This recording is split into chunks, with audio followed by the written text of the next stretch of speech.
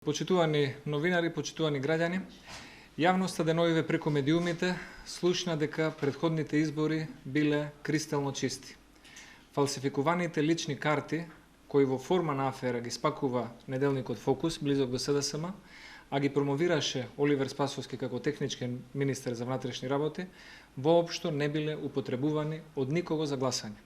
Всушност не биле употребувани овие така наречени фалсификувани лични карти за ништо друго, ниту за влез или излез од земјава, ниту во било кој друг правен промет на некој граѓанин. Биле употребени овие фабрикувани и фалсификувани лични карти само за едно нешто.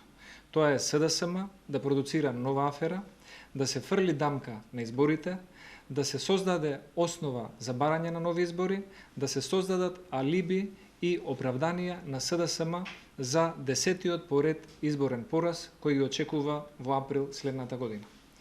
Јавноста ги слушна овие факти преку медиумите, но за жал не ги слушна преку техничкиот министер за внатрешни работи Оливер Спасовски.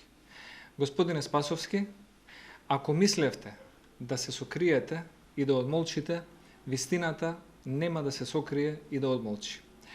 Ако господинот Спасовски мислеше дека вистината нема да допре до граѓаните и до јавноста и дека ќе остане да виси сомнежот од аферата дека фалсификуваните лични карти кои што ги објави неделникот Фокус може би биле употребувани на изборите, сепак фактите се позначени од манипулациите.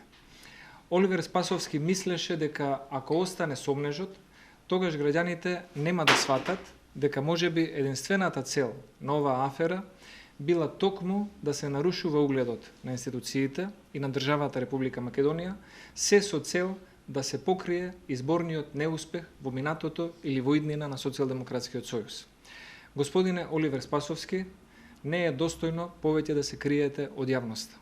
На јавноста и должите одговор. Кој стои за аферата фабрикувани лични карти?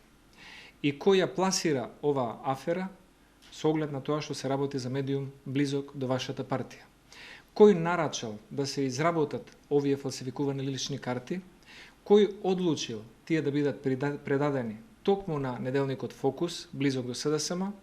И кој одлучил дека е добро и Фокус и вие, како технички министер, да отпочнете медиумска кампања без да имате било каква потврда за сомненијата дека фалсификуваните лични карти биле употребени или злоупотребени од некого за гласање? Господине Оливер Спасовски, дали сваќате дека вие и неделникот Фокус усогласено ги обвинувате и понижувате вработените во Министерството за внатрешни работи, каде што сте технички министер? Вие, господине Спасовски, и неделникот близок до СДСМ, координирано ги обвинувате и понижувате вашите членови и сите други членови на избирачките одбори дека не гледале кој со каква лична карта гласал на претходните избори. Ова е недостојно однесување.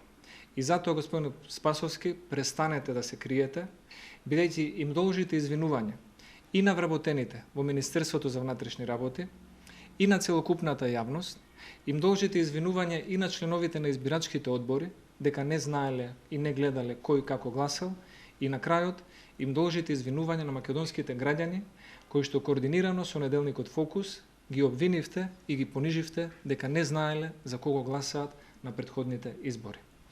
Господине Спасовски, иако сте технички министер за внатрешни работи, сега не сте само генерален секретар на Социјалдемократскиот сојуз. И затоа од вас се очекува одговорните за оваа фабрикувана афера, за фабрикувани лични карти, да ги изведете пред надлежните судови. Без разлика за кого се работи, бидејќи сите во оваа држава мора да бидат еднакви пред законот.